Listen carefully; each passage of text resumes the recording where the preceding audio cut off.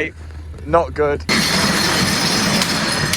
At this point, I don't know whether I love or hate this car. Now it's a C63. Who doesn't love a naturally aspirated 6.2 litre V8 beast? It's hard not to love it when it sounds like this. It's literally the best sounding car I've got. But that love tends to fade away when you spend days, weeks, months repairing and rebuilding this thing, just for it still not to be finished and still for there to be an oil leak. It all comes back to you. You're all alone. But today's the day where this will all end. Fingers crossed. The build won't necessarily end because there is a lot more performance things that we need to do to this, but I'm hoping today we get it out of the workshop, on the road for the first time, and then into the body shop ready for paint. I really hope I haven't just jinxed it. Now today we've got body work, mechanical work, and a lot of improvisation work, so let's crack on. Now, it was never the plan in the first place to do a Black Series body kit on the C63, but when we first got it and it looked like this, it ended up cheaper buying a Black Series body kit than it did replacing them for OEM parts. Now, we've got a lot to get through in this video, and we're going to start off with the rear handbrake. Now, in one of the previous videos, we replaced all the brake discs and brake pads, but when replacing the rear brake discs, I noticed that the handbrake shoes were just completely battered, so we've now got a kit to replace them. Look at the state of them. I personally think this type of handbrake design is terrible, but BMWs use it as well. There's brake shoes on the inside of the disc, which when you apply the handbrake, they expand out and push against the inside of the disc. And they're held together with a lot of springs, which are really difficult and fiddly to put together. Not to mention take it apart. And here are the new brake shoes. One on the bottom and of course one on the top. Now they're sort of held in with this spring here, which you push in and then turn, and then that locks the shoe to the actual heat shield at the back. But I'm sure you guys will back me up if you've ever done this job before. It is really fiddly and annoying, and I don't think there's any particular technique for it to make it easier. The part that you can see me putting in now is the adjuster. This adjusts the brake shoes out and in, so the more wear you get on the shoes, you have to adjust the handbrakes further out to be closer to the inside of the disc, if that makes sense. And with it all installed, I can put the disc back on, get my screwdriver through the little hole where the wheel bolt goes, and adjust that adjuster outwards, but not too far out that it's actually catching on the inside of the disc. One more side left to go.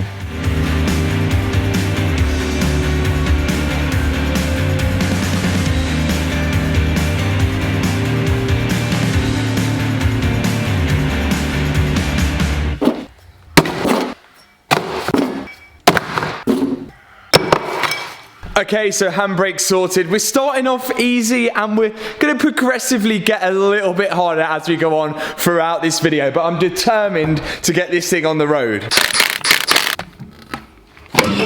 Now, one thing I did notice in the last video whilst I was underneath the car is that this front suspension arm, you can see right here, well, the actual rubber boot is completely split and inside it is really dry. So that ball joint is definitely going to be no good. So we need to replace this. I'd say we're working up in difficulty, but replacing this arm is actually pretty easy. There's just one bolt holding the actual ball joint to the wheel hub, which you can see me undoing there, and then one nut and bolt holding it to the subframe. With those both undone, I can remove the front suspension arm. And yeah, that ball joint is pretty shot. And here's the new suspension arm.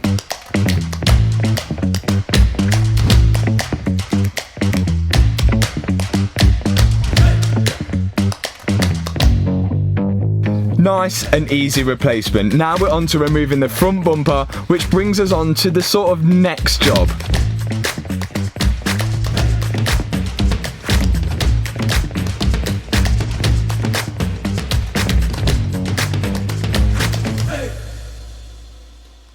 So all of this actually brings me on to today's sponsor of the video, Surfshark. So a bit like a bumper, Surfshark is designed to protect. Not quite in the real world, but the virtual world. And that is because Surfshark is a VPN tool. Well, VPN. And VPN stands for Virtual Private Network. That means it encrypts all the data via the internet so no one can steal your passwords, view your private messages, or see what you're doing online. So you think public Wi-Fi is safe? You're wrong. Public Wi-Fi is a gold mine for hackers. It's just like a car with no bumper on. You leave yourself exposed, but not when using Surfshark. Now, I don't know if you guys have seen this TikTok. This is my first time watching Formula One in the UK. This is a girl from the US watching Formula One for the first time in the UK. Now, she goes on to say the experience of watching it in the US is a lot better than watching it in the UK because you can see things like this. So you get different commentaries, you can see where the cars are on the track, and you can pick a driver and go on board with them. Now, this problem when you have Surfshark is quite easily solved because I can go to the top right hand corner of my browser, change my location into the US, and now I can enjoy everything that the US enjoy when watching Formula One. Don't say I never treat you. So if you fancy getting Surfshark, you can do by clicking the link in the description box below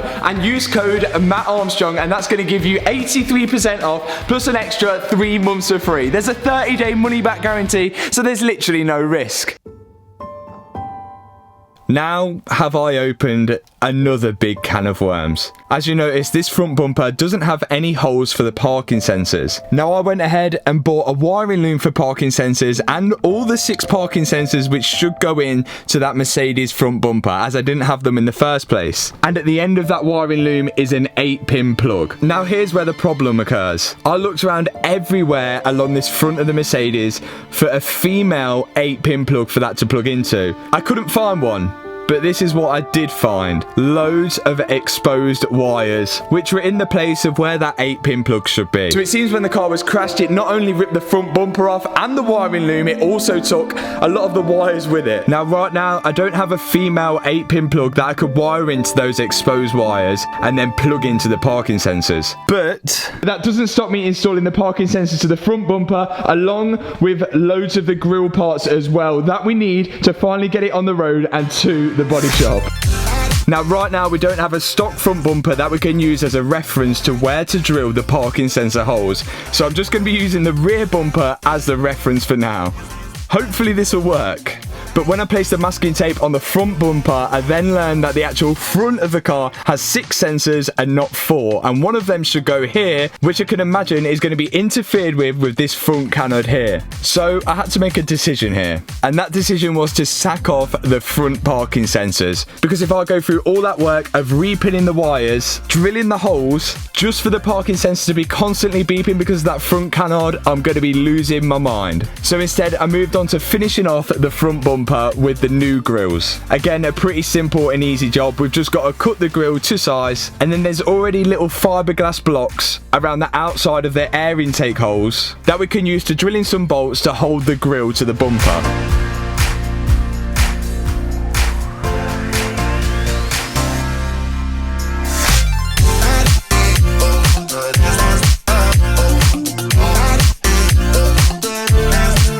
And that is looking a lot more complete now. The only thing letting it down is this front grille. It's very stone chipped and very tatty because, well, it looks like it used to be chrome. So to save the body shop the job, I started removing all the chrome and tatty pieces off from the grille, ready for them to be wrapped in gloss black, which should smarten it all up.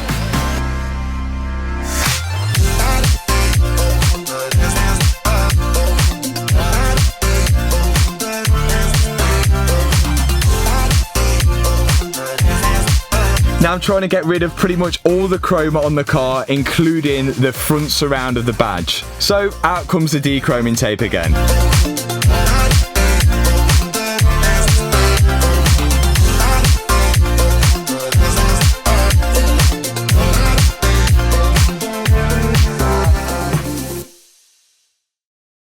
Who needs parking sensors anyway? But no, the last thing I wanted to do is to go through all the hassle of drilling out the bumper, rewiring all of that parking sensor wiring, repinning the plug, plugging it in, and then finding out that the parking sensor constantly beeps because it's around this area here which picks up the canards. And it's not even like I could just have those 2 parking sensors unplugged or not installed in the first place. If you don't have a full connection with all the parking sensors, then they just won't work. So I've made the executive decision to leave the parking sensors out for now, but how much better is that front bumper looking with all the grills in place? It looks so much smarter, and a complete dechrome. It's got a much nicer finish with the wrap on the top and this part dechromed as well. That is looking so good. It's just we still have a lot of fitment issues. As you can see here, I can pretty much fit my finger in and down below the headlight as well. And on the bonnet, well, that isn't the best thing I've ever seen in my life. But I'd like to show you all of these things because there's a lot of people that make this type of build look really easy. Well, in fact, you guys would know when taking on something as big as this, there's those little things that take the longest amount of time. Another thing that's sort of overlooked when fitting a wide body kit to a car is that the front arch linings will now be a little bit shorter than what they actually need to be. Now I've got the stock C63 arch lining, and as you can see here, it's coming up a little bit short. But I think we could definitely come up with something just to fill that little gap between the arch lining and the rest of the bumper.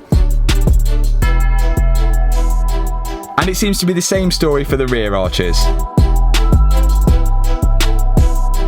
Now, I was going to leave this part till last, and we do need to still check up on that oil leak, which we will do. But we've got the arch lining in, which is a bonus. The next step will be to put the wheels on and get it off the ramp because we need to get this thing on the road. But I thought, whilst it is here, it's a perfect opportunity to address the rear of this car. Now, a while ago, I posted up a poll on my Instagram to see what you guys think of either going for the Black Series spoiler, which looks like this, or the ducktail spoiler, which is fairly popular on C63s. This spoiler that's on it right now, well, that's completely dead. We need to take this off, but I just couldn't make the decision whether it needs a Black Series spoiler, and the only thing sort of off-putting me from that is that this car is a saloon, and the Black Series is normally a coupe, and a coupe would look okay with a wing, but I don't know how a saloon would look, so I've made this decision.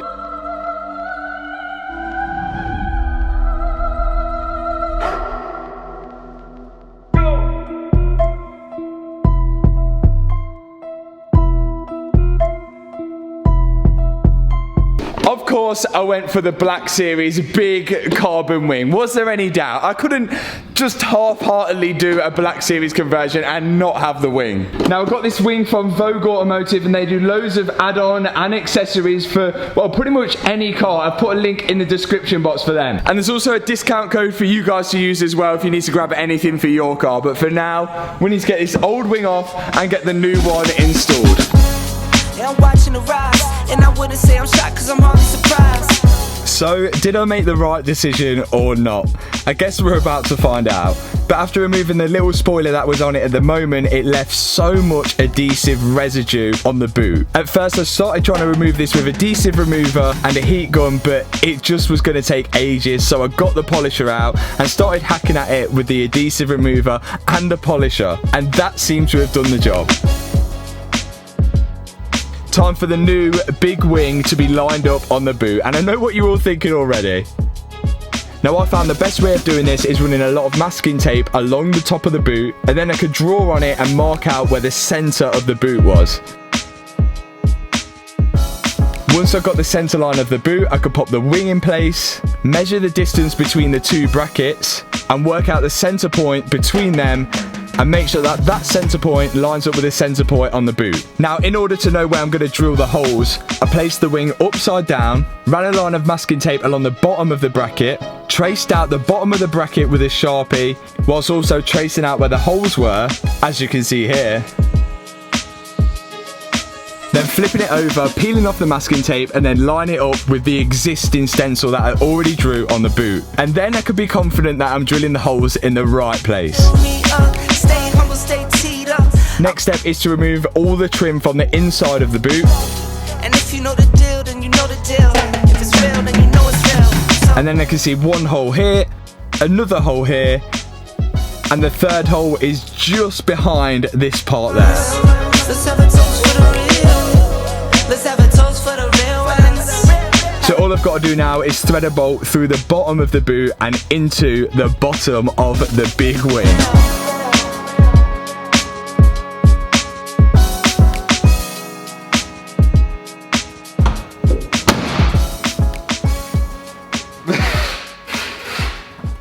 Yeah, Yeah, I'm not sure either. Okay, so I guess this is what a Black Series spoiler looks like on a saloon, and to me right now it looks completely out of place, but it may look different once the whole car is complete and once we get it outside, which we are so close at doing at the minute. There is a few more things that we need to do before we get this on the road, but one of them, well, most of them requires the wheels to be on. Look at that spoiler. So quite obviously the stock wheels are not going to fit nicely with the Black Series body kit. We're about 70mm wider at the rear than stock and 30mm wider at the front. Now the previous owner decided to drive with this tyre like this, and well, we all know how that ended. Now we have no other option now but to use the stock alloys to get it to the body shop. So I've got a new tyre, well, as brand new second-hand tyre, that we're going to pop on that stock wheel so we can get this out. Mechanic.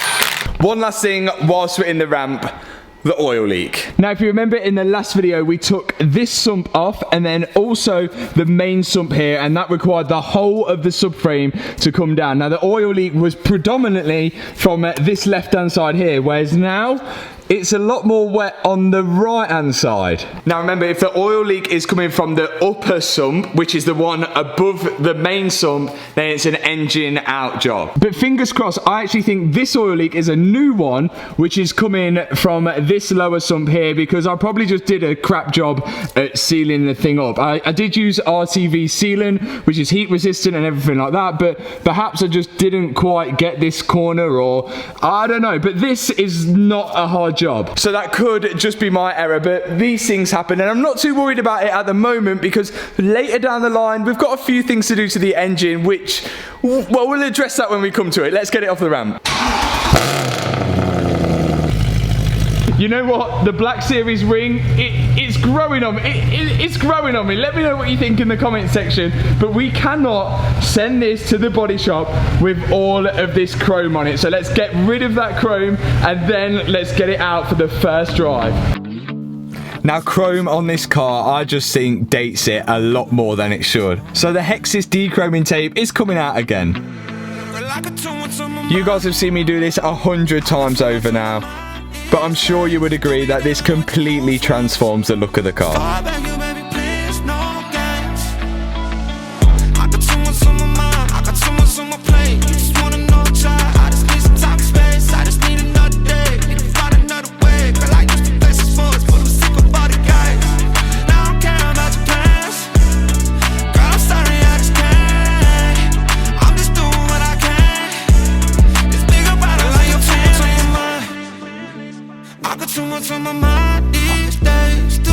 Now with the window trims done, the job wouldn't be complete without doing the boot trim as well.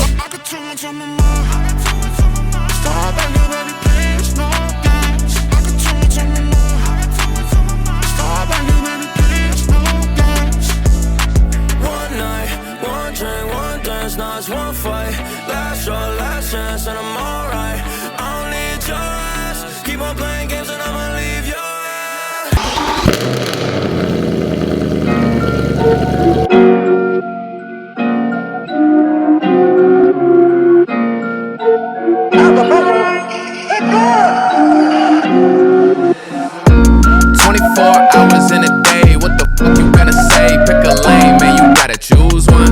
I've gone from loving this car to hating this car to now almost absolutely loving it. Almost. The front end is looking so much more complete now and so aggressive. There's a few things we are missing, like the badge here and also a tow eye cover, which is actually in the car, but I'm thinking what would be sort of Black Series style-esque is to have maybe the tow eye flap, which would be coloured, which would contrast nicely on the front end. But I don't know, let me know in the comments. But I think that front grille all blacked out is looking absolutely sick now. Now let's talk about the wing. At first I wasn't too sure, but the finish on it is absolutely sick. Fully carbon from VOGUE Automotive. The brackets look nice as well, and I think that's just how this car should look. It's sort of GT3 style, when I think a ducktail spoiler would have just looked tame. I've also quickly ran around with a primer just to protect the exposed metal bits on the car and also the parts that we've done bodywork to.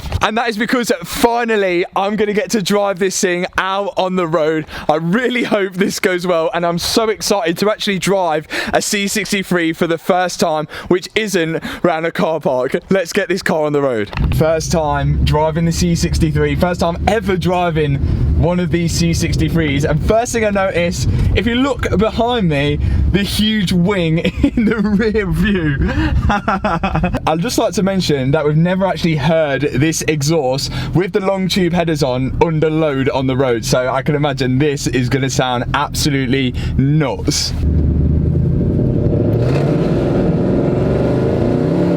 I'm just spinning.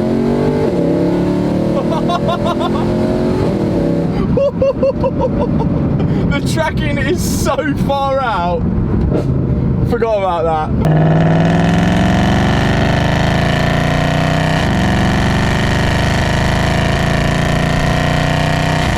The noise.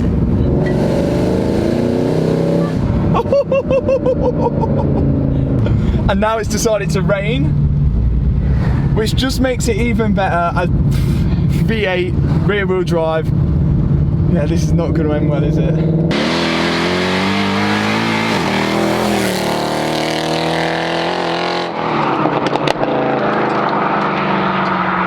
So we were just filming on this road, and I don't know if you can see, Matt is all the way down there with his bonnet open.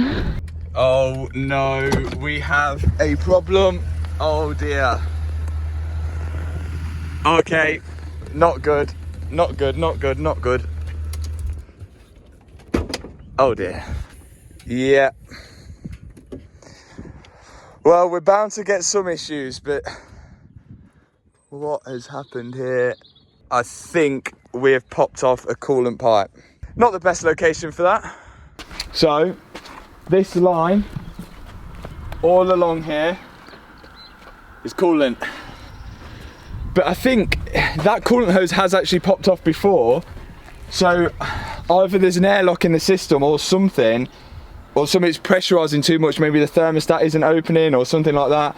And it's popping off that coolant hose every time. But I can't work out why. I'm closing my eyes. So the love-hate relationship with the C63 continues.